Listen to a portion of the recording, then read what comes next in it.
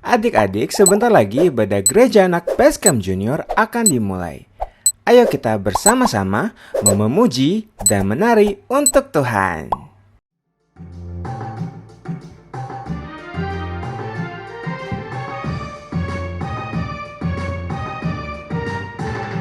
Bila roh Allah ada di dalamku, ku kan menari seperti dan menari.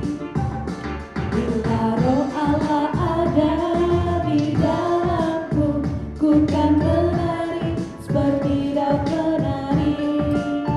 Ku kan menari, ku kan menari, ku kan menari seperti dan menari.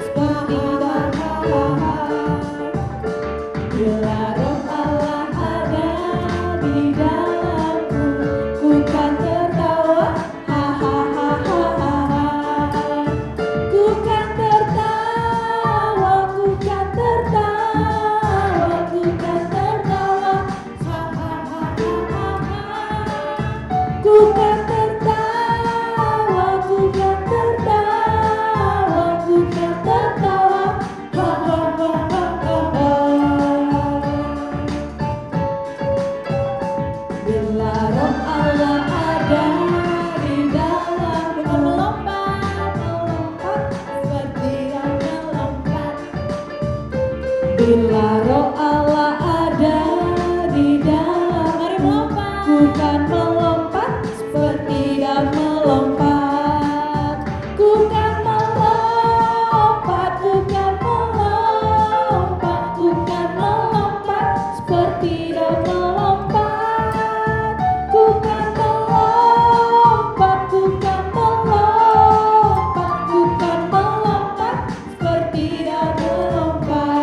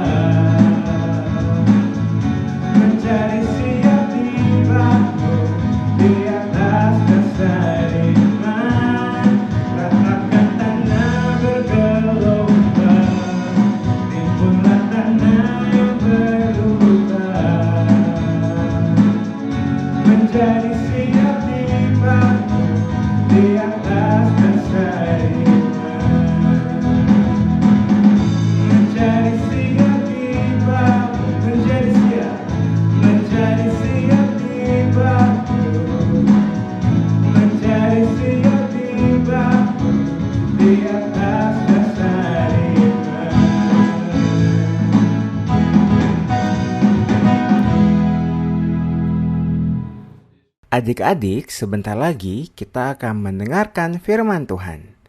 Ayo kita mau ambil sikap teduh dan menyiapkan hati kita untuk menerima firman Tuhan pada hari ini. Tuhan Yesus memberkati. Selamat pagi Bapa, selamat pagi Yesus, selamat pagi Roh Kudus.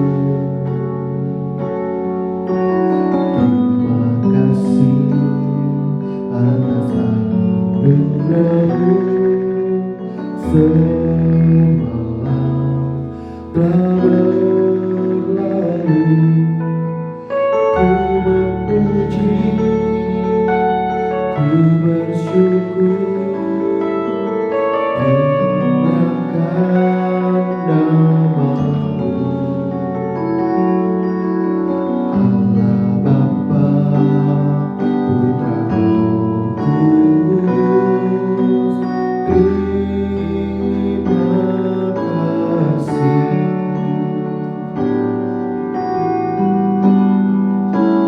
Selamat pagi Bapa, selamat pagi Yesus, selamat pagi Roh Kudus. Terima kasih atas anugerah-Mu, semalam telah berlalu. Ku memuji, ku bersyukur, ku muliakan nama-Mu. Allah Bapa, Putra,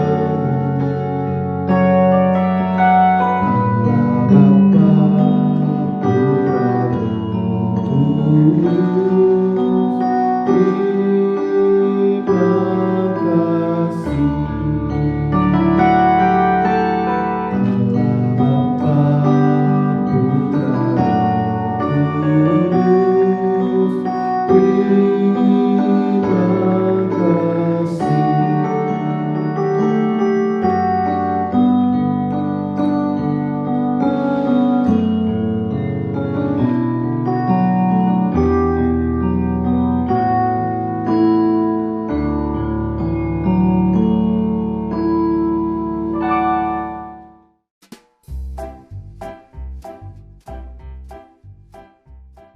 Shalom adik-adik. Hari ini kita bersyukur kepada Tuhan kalau kita boleh dikasih kesempatan untuk bertemu kembali untuk mendengarkan firman Tuhan. Mari kita berdoa sebelum kita mendengarkan firman Tuhan. Terima kasih Tuhan, kami mengucap syukur buat hari ini untuk kebaikan Tuhan dalam hidup kami. Tuhan, sekarang kami akan mendengarkan firman Tuhan. Kami percaya bahwa Tuhan, Engkau memberikan kepada kami hikmat, Tuhan memberikan kepada kami pengertian, sehingga kami mengerti firman Tuhan dalam kehidupan kami. Hanya di dalam nama Tuhan Yesus kami berdoa. Haleluya. Amin. Oke, baik adik-adik. Oke, jadi hari ini Kakak Anas mau cerita dengan judul Tuhan menyertai. Adik-adik, kita semuanya tahu bahwa Tuhan itu selalu menyertai kita. Menyertai berarti Tuhan tidak pernah membiarkan kita sendiri. Tuhan selalu bersama-sama dengan kita. Nah, adik-adik, di dalam Alkitab, di dalam kitab Keluaran pasal 1 ayat 1 sampai ayat yang ke-22 itu diceritakan mengenai bagaimana Tuhan menyertai orang-orang Israel. Adik-adik pasti pernah menyanyikan atau pernah mendengar lagu sekolah minggu mengenai Bapak Abraham. Kalau yang tahu kita nyanyi sama-sama ya. 1, 2, 3. Bapak Abraham mempunyai banyak sekali anak-anak, aku anaknya dan kau juga. Mari puji Tuhan.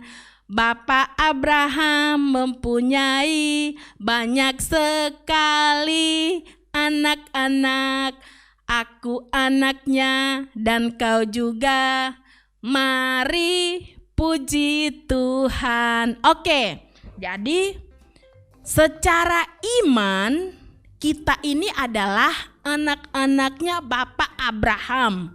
Tapi adik-adik kalau di Alkitab dikatakan bahwa Bapak Abraham mempunyai anak secara biologis, sama seperti adik-adik kan punya papa mama. Misalnya seperti Arik sama Gwen itu punya papa, punya mama.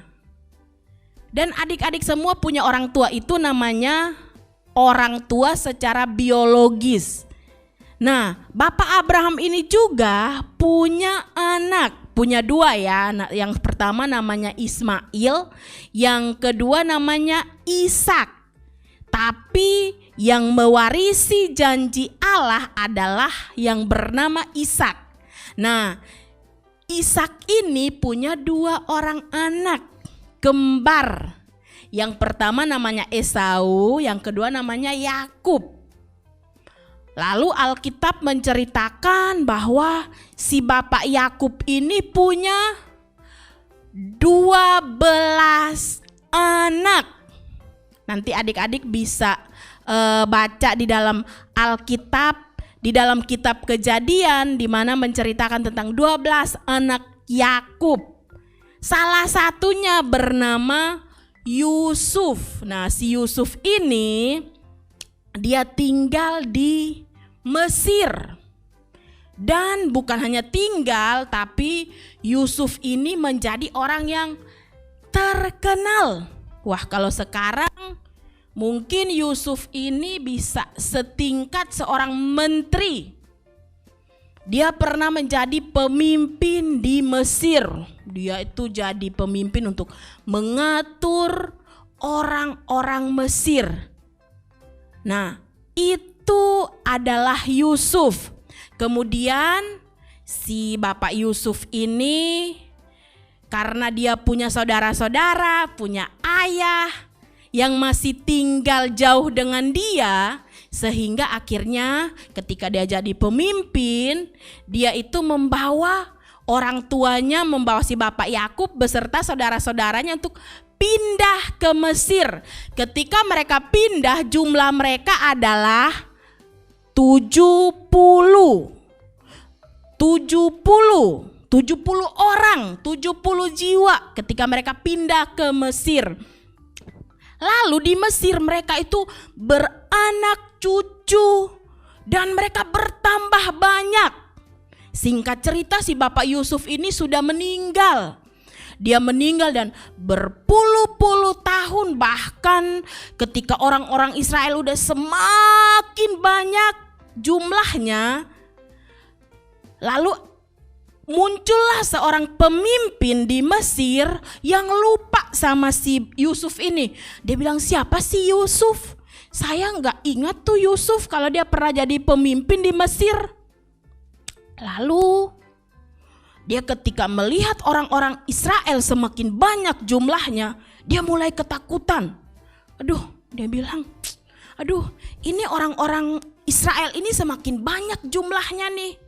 Lama-lama kalau mereka semakin banyak, kalau ada perang nih, kalau ada musuh yang datang menyerang kita nih, orang-orang Israel bakal memihak kepada musuh. Mereka bakal berteman dengan musuh sehingga balik menyerang kita. Itu ketakutan si raja Mesir yang bergelar Firaun. Lalu dia mulai cari cara, gimana ya caranya ya supaya orang-orang Israel ini bisa berkurang jumlahnya. Dia mulai memikirkan cara. Akhirnya dia menemukan cara. Dia bilang, oke, kita bangun 2 buah kota yang besar dan kita suruh orang-orang Israel yang menjadi budaknya. Jadi orang-orang Israel dipekerjakan sebagai budak untuk membangun 2 kota besar yang bernama kota Piton dan kota Ramses. Orang-orang Israel dipekerjakan secara paksa, mereka nggak digaji. Mereka itu pokoknya bekerja siang dan malam untuk membangun 2 kota besar tersebut. Tapi dia melihat bahwa ketika orang-orang Israel semakin ditindas, semakin dianiaya, justru jumlah mereka ini semakin banyak. Sehingga dia mulai khawatir lagi. Orang-orang Israel ini semakin banyak ya. Cari cara lagi deh. Apa ya? Dia berpikir. Akhirnya dia menemukan cara. Dia panggil bidan-bidan atau orang-orang yang suka nolongin ibu-ibu yang mau melahirkan, yang hamil, yang mau melahirkan. Kan kalau kita sekarang kan kalau melahirkan kita ke rumah sakit atau ke klinik. Di klinik kan selalu ada dokter, ada bidan yang nolongin buat kita melahirkan, buat ibu-ibu yang melahirkan. Nah, dia panggil bidan-bidan. Dia bilang gini, dia berpesan sama bidan-bidan, kalau kamu misalnya nolongin ibu-ibu orang Israel melahirkan, kalau kamu lihat bayinya itu bayi laki-laki, maka kamu harus bunuh bayi laki-laki tersebut.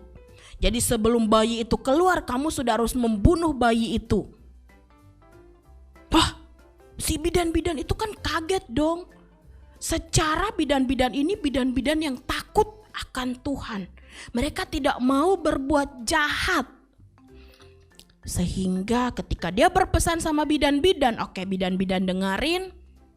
Dan ketika bidan-bidan itu nolongin ibu-ibu yang mau melahirkan, karena bidan-bidan itu takut akan Allah, sehingga mereka tidak mau melakukan dosa pembunuhan, maka mereka bilang gini, nanti kalau misalnya si Raja Firaun manggil kita dan nanya, kenapa sih kok bayi orang-orang Israel, bayi laki-laki tidak kamu bunuh? Kita bilang aja kalau ibu-ibu Israel itu fisiknya kuat-kuat, mereka itu tangguh. Jadi mereka tuh melahirkan duluan, ketika kami nyampe mereka sudah melahirkan. Nah, itu yang dilakukan oleh bidan-bidan itu. Mereka bilang sama Raja Firaun, mereka bilang, wah, ketika kami datang ibu-ibu Israel karena fisiknya kuat sehingga mereka sudah melahirkan. Jadi ketika kami datang, ya bayinya sudah lahir, bayinya sudah keluar, sudah sehat, sudah selamat. Nah, adik-adik yang dikasihi oleh Tuhan, disinilah kita melihat bagaimana Tuhan menyertai orang-orang Israel. Tuhan menyertai orang-orang Israel melalui bidan-bidan yang tidak mau membinasakan atau membunuh bayi-bayi laki-laki. Jadi si Raja Mesir ini bilang yang boleh hidup hanya bayi perempuan. Kalau bayi perempuan oke, dibiarkan hidup, tapi bayi laki-laki harus dibunuh. Tapi bidan-bidannya gak mau. Nah, disitulah letak tangan Tuhan menyertai mereka melalui bidan-bidan ini. Tuhan, dari cerita ini adik-adik, kita melihat bahwa Tuhan juga selalu menyertai kita. Tuhan gak langsung turun dari surga pakai sayap dengan baju putih untuk menyertai kita secara fisik, tapi Tuhan menyertai kita melalui orang tua kita, melalui papa mama kita. Melalui siapa lagi? Melalui saudara-saudara kita. Melalui siapa lagi? Melalui guru-guru kita di sekolah. Melalui siapa lagi? Melalui orang-orang di sekeliling kita. Tuhan menyertai kita. Tuhan menyertai kita juga melalui siapa? Melalui dokter kalau kita sakit. Misalnya kita sakit, kita ke dokter, kita berobat, kita bisa sembuh. Karena apa? Karena Tuhan menyertai kita. Nah, adik-adik, kita harus percaya bahwa Tuhan senantiasa bersama-sama dengan kita. Melalui siapa? Melalui orang-orang di sekeliling kita, orang-orang terdekat kita, papa mama kita. Tuhan menyertai kita. Kita bisa sekolah, kita bisa makan sehari 3 kali. Di situasi pandemi COVID-19 dari tahun lalu sampai sekarang, mungkin papa mama kita juga sedang mengalami masalah di pekerjaan mereka, mungkin masalah di sekolah, misalnya mungkin ada yang mengalami masalah karena tidak bisa bayar uang sekolah, tapi Tuhan tidak pernah meninggalkan kita. Walaupun kita dalam kesulitan, tapi Tuhan tetap menyertai kita. Kita masih sehat, kita masih bisa kuat, kita masih bisa makan 3 kali sehari, pagi, siang, malam, bahkan kita mungkin masih bisa jajan, masih bisa makan es krim, masih bisa jajan. Nah, itu adalah bukti bahwa Tuhan menyertai kita, sehingga kita tidak boleh ragu kepada Tuhan. Sama seperti ketika Tuhan menyertai orang-orang Israel ketika mereka ada di Mesir, walaupun mereka mau dibinasakan, tapi Tuhan menyertai mereka melalui bidan-bidan yang mau nolongin ibu-ibu yang melahirkan, sehingga jumlah mereka semakin banyak. Sama seperti Tuhan pernah berjanji kepada Bapak Abraham bahwa keturunannya akan banyak seperti bintang di langit. Wah, bintang itu kan kita nggak bisa hitung ya adik-adik jumlahnya. Lalu keturunannya juga akan banyak seperti pasir di laut. Kalau adik-adik pernah pergi ke pantai, di pinggir pantai itu melihat pasir yang gak bisa dihitung dengan jari. Nah, itu adalah janji Tuhan kepada Bapak Abraham bahwa keturunan Bapak Abraham akan menjadi banyak sama seperti bintang di langit dan pasir di laut. Nah, itu digenapi melalui keturunannya Bapak Abraham punya anak Ishak. Bapak Ishak punya anak Yakub dan Esau, dan Bapak Yakub mempunyai 12 anak, salah satunya Yusuf yang menjadi pernah memerintah di Mesir. Lalu dari 12 anak Yakub ini lahirlah keturunan-keturunan sehingga mereka menjadi sebuah bangsa, yaitu bangsa Israel. Itu adalah bukti penyertaan Tuhan. Ingat bahwa Tuhan senantiasa menyertai kita sampai selama-lamanya. Amin buat firman Tuhan hari ini. Tuhan Yesus memberkati.